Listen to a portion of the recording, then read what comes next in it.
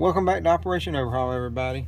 And if you saw my last video on the 91 Accord, we did the brakes on these. So we did the brakes and wheel bearings. In that video I said that I noticed the tie rod ends were busted and needed to be replaced.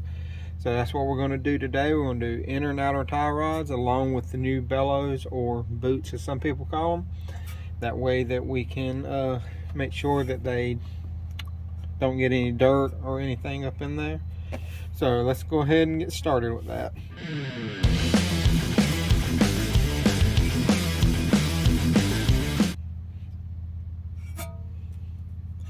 First thing we need to do is remove this cotter pin. I can get it out. It's just a real thin one, moving around a lot. Alright, there we go. These right here are a 17 on the ones that I have. The ones you have may be a different size. Just need to check that first. I believe that this jam nut is a 19. Let's get it right. Let's break the jam nut loose before you knock the tie rod out. Now we got that.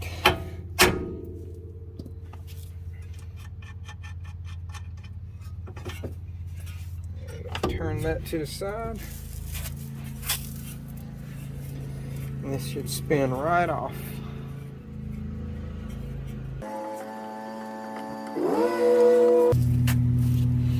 Sorry about the background noise. Somebody's cutting their grass.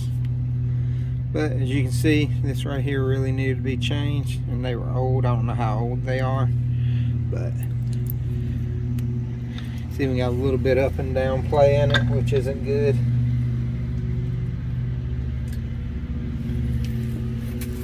Now we got that off, let's go ahead and thread this nut off. Thread this nut off because we got to take the bellow, or boot as some people call them, off. This hose pick plier, hose pick right here. I'm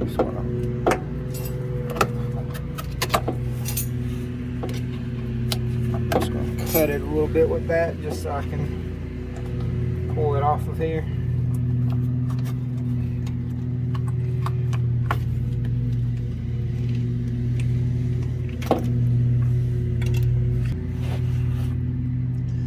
As you can see up in there, it looks like it's been throwing grease around a little bit. And that is extremely loose. I don't know how good you can see that right here. Focus. Right here. There's a washer back here, and it is pushed over the piece that you need to thread the inner tie rod out with. So you're going to have to use a punch, a screwdriver, or something to get right here and bend that back up. I got a long screwdriver right here.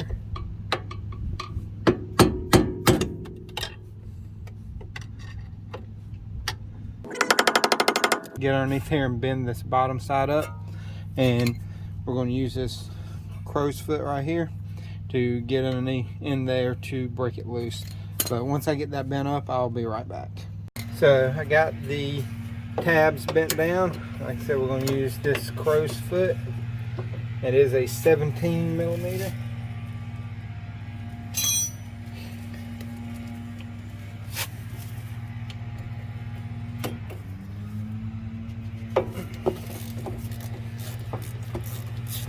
Should spin right off after you break it loose. They're not on there extremely tight. So this is what that little tab looks like. It's a washer with another little washer inside of it, and it's got these little tabs on there. Right there, got those little tabs, and it goes through this washer. And if you, let me get you a little closer.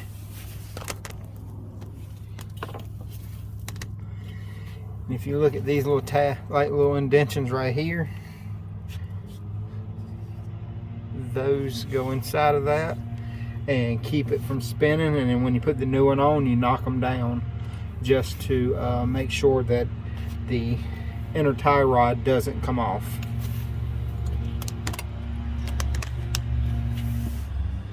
But now what I'm going to do is I'm going to remove the rest of the boot, and there is a vent tube on the other side as well, on this boot as well, and it's just got like a little spring retention clip, like a little wire clip on there, and it pulls right out. And then it has a metal clamp, like band clamp on there that squeezes together. You'll have to break that loose with either a pair of dikes, or you can even use a punch or a chisel to break it loose. And these are on here because they sit inside of like a little indention, like a recessed area on the rack and pinion itself. But I'm going to pull that loose or take that off real quick, and I'll be right back because it's going to be kind of hard for me to show you what I'm doing, but once I get it out, I'll show you how I got it off. Alright, here is the rest of the bellow right here. There is the metal clamp I was talking about, and that's where the vent tube right there comes in. I just used my hose pick right here, and I just got in behind it and just moved it around and spread it out, and then it pulled right off. And then this tube right here just pulls off like real easy. You don't have to like pry it off or anything. They actually come off fairly easy. And I don't know if you can see up in here,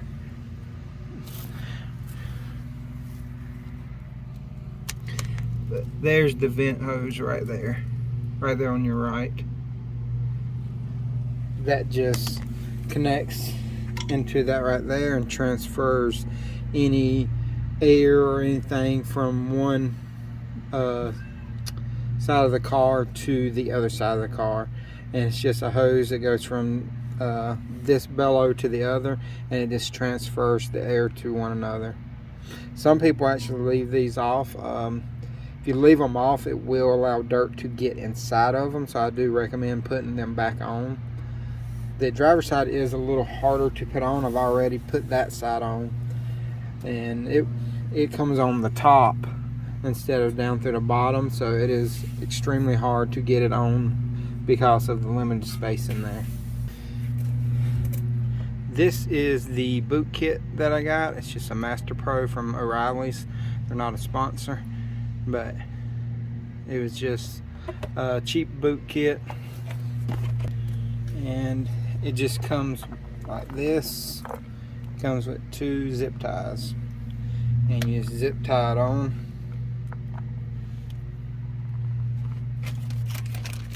And then you just cut the tails off once you got them on. That is part number for the inner tie rod. As you can see, it comes with the new washers with the tab, the one that you can bend down. And then here is the inner tie rod. They're really short on this car. Like I said, they're about the length of my hand, maybe a little shorter. That is the part number for the driver's side, and the passenger side is 3154. I'll show it to you. That's the part number for the passenger side.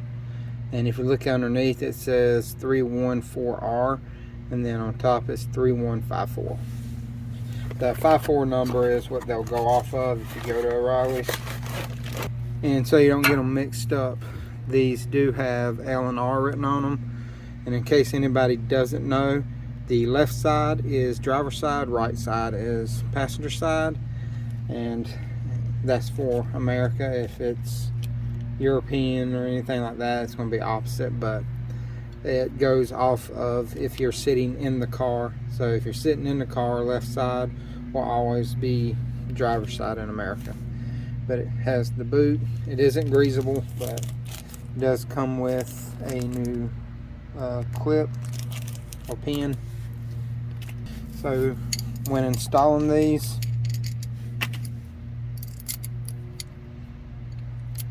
It goes like this. Hold on, let me get it back off. So that one goes inside of the bigger washer, and that goes against the slots that you tighten it down with.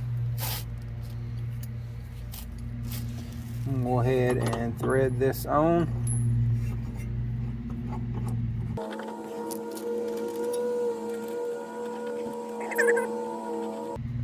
Make sure you get these lined up right.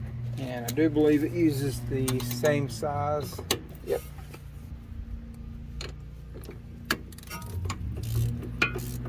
Alright, now I'm going to bend the tabs down real quick.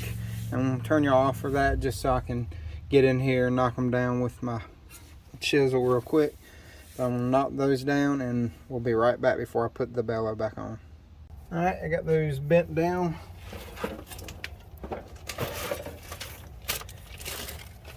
And don't forget to remove the nut, the jam nut on this, before you go to put the bellow on.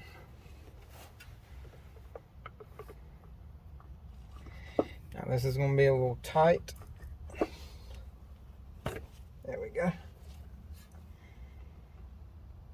And putting it on the back side is a little tricky as well, because it has a lip that it's got to go in. But I'm going to install the vent tube real quick before I try to put that on. Alright, we got the vent tube on. And roll it up some. So on this old inner tie rod, you can see the shadow marks. The nut was stopped right there. And I've already measured them. They are the same length. So what I'm going to do is measure where this stops before I put the new one on, just to give us a baseline of where the car was originally. And then after we do all this, we'll have to get the car lined. But before I get it lined, I'm going to go ahead and change upper control arms too, and that'll be another video later on.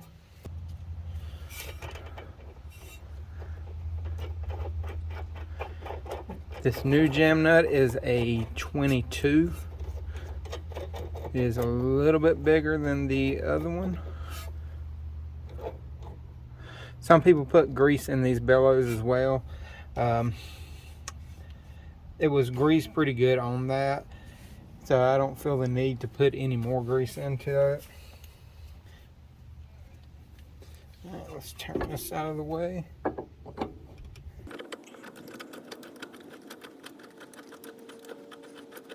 Eventually we'll do a whole suspension rebuild on this thing, a little bit at a time.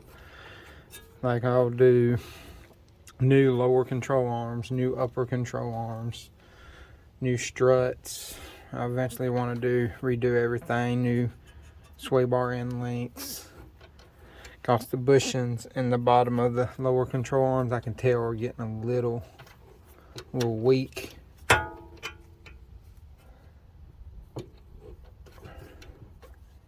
There we go.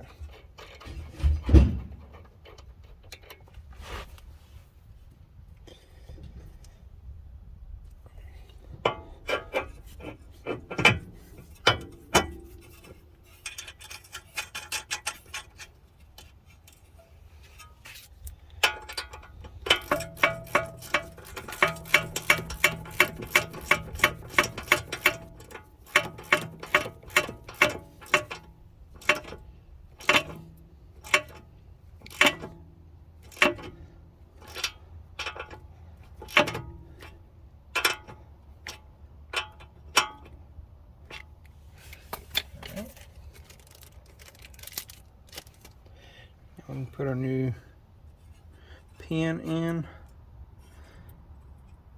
and there's many different ways you can do this. Some people put them in and bend them both over like this.